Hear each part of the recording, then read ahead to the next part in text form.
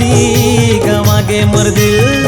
तोर बिना होही ये मोर रानी जीना मुश्किल। तोर नीली नीली आँखी मा गोरी गवागे मोर दिल।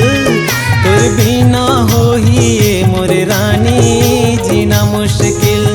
रूप के रानी मैं सुंदरी पहिरा दे मोलाते मुंदरी। रूप के रानी मैं सुंदरी पहिरा दे मोलाते मुंदरी। एक मही तो हवा तोर काबिल। तोर नीली नीली आँखी मा रानी गवागे मोर दिल। तोर बिना होही ये मोर रानी जीना मुश्किल।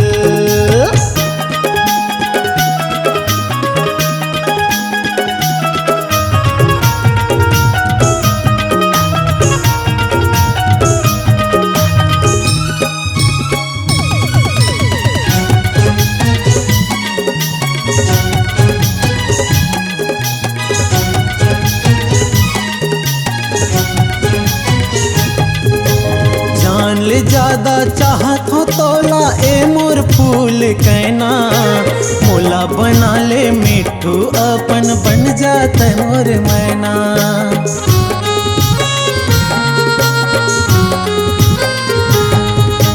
थाम ले मोरे हाथ राजा बना ले अपन सजनी। दाई ददल तोर लाबे घर मोर झटकुन कर ले मंगनी। दाई ददल तोर लाबे घर मोर झटकुन कर ले मंगनी। रूप के रानी तै सुंदरी पहिराहूँ तोला मैं मुंदरी। रूप के रानी तै सुंदरी पहिराहूँ तोला मैं मुंदरी।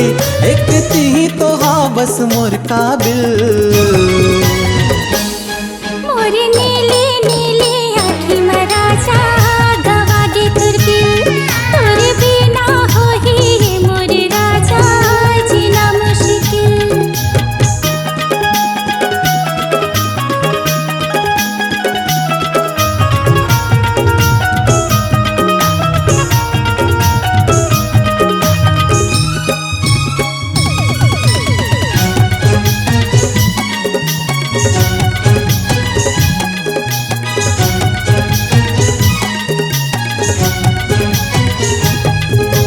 तोर कसमया रूपा के मोर सजना जिनगी हसावर जाही। तोर माया के चंदन ले मोर रूप हानि कर जाही।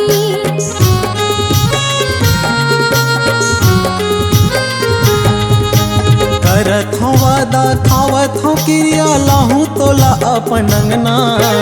जन्म जन्म ले ए मोर मयारू छूटे नहीं हमर संगना। जन्म जन्म ले ए मोर जोही छूटे नहीं हमर संगना। पहिरा के मोलाते कंगना ले चल राजा अपन अंगना। पहिरा के मोलाते कंगना ले चल राजा अपन अंगना। कर लेना संगी मोलाते हासिल।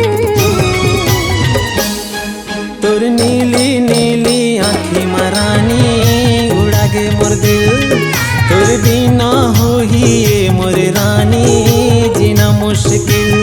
मोर नीली नीली आँखी मा राजा गवागे तोर दिल। तोर बिना होही ये मोर राजा जीना मुश्किल। रूप के रानी तै सुंदरी पहिराहूँ तोला मैं मुंदरी। रूप के रानी तै सुंदरी पहिराहूँ तोला मैं मुंदरी। एक ती तो हा बस मोर काबिल।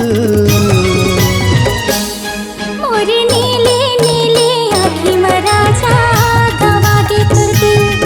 तोर बिना